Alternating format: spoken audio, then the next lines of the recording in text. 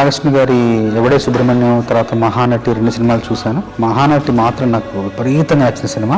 నాయుడు గారు కాల్ చేసి రమ్మన్నారు, వెళ్ళాను. వెళ్ళిన తర్వాత సందర్భం చెప్పడానికి ముందు నాకు కథా గమనాన్ని కాసేపు మాట్లాడి చెప్పిన తర్వాత వివరంగా చూపించారు, కొన్ని దృశ్యాలు చూపించారు.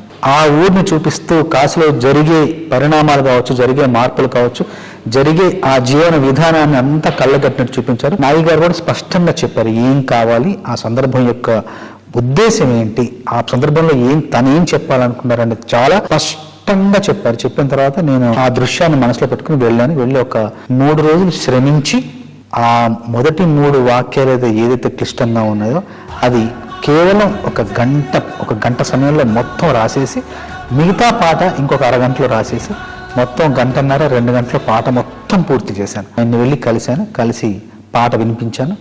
ఒక్క మాట కూడా ఆయన సవరణ లేకుండా, కరెక్షన్ లేకుండా పాట మొత్తం బిగిన చాలా బాగుందని చెప్పారు. పల్లవి రాసిన తర్వాత చరణాల్లో అవతార స్పృహ, అవతార స్పర్శ కొంచెంగా ఇస్తూ కలియుగానికి కలి యొక్క అవతారం ఎలా అయితే జనించిందో అక్కడికి వేగంగా రావాలనే ఉద్దేశంతో ముందు మాటలు మీనమై